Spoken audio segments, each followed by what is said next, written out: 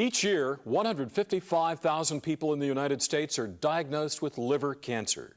This disease can cause a tumor to develop, and one approach to combat this disease is called radiofrequency ablation, which destroys cancer cells in the liver. Here to explain how this technology is done is Dr. Kurt Openshaw of St. Joseph Hospital in Orange. Radiofrequency ablation consists of placement of a radiofrequency ablation needle into a lesion, most commonly a cancerous lesion, connecting this to a generator which generates a high-frequency alternating current, which causes heating of the lesion to destroy the lesion being treated.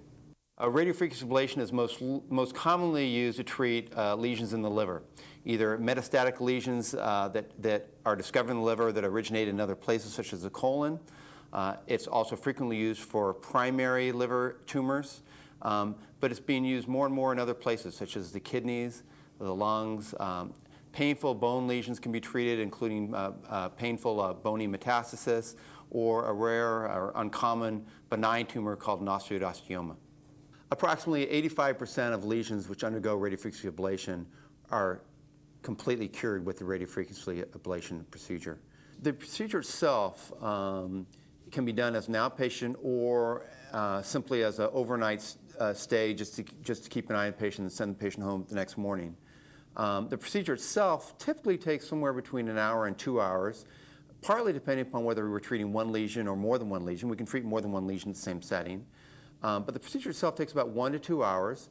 Depending upon where the lesion is located, some patients will have post-procedure pain. Some patients really don't have much post-procedure pain. So we typically will keep the patient in at least the rest of the day or oftentimes overnight, just for pain management in case they develop any symptoms of pain, so the pain is controlled.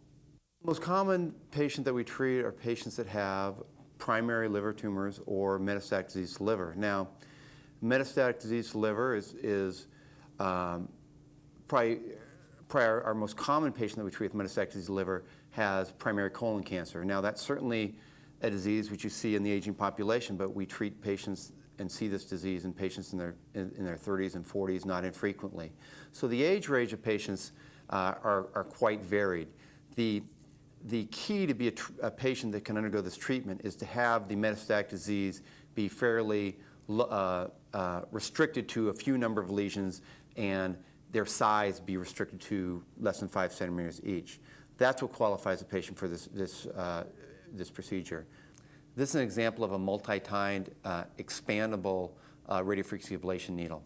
The needle goes in as a straight needle just like this. Most commonly I perform this procedure with CT scan as a guidance, although it can be placed with ultrasound as well. The needle goes in as a straight needle, just like a regular biopsy needle would go in.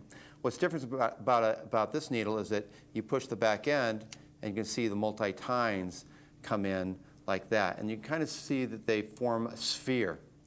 And this needle has on the back end a little receptacle for connecting to the generator. And the generator generates an incredibly fast alternating circuit just on each of these tines.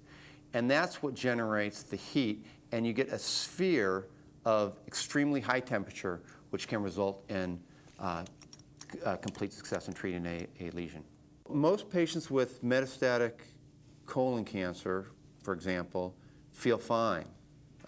This is a disease which, if left untreated and not cured, will kill all the patients. So the goal with radiofrequency ablation is to cure the patient of metastatic focus, say, of colon cancer.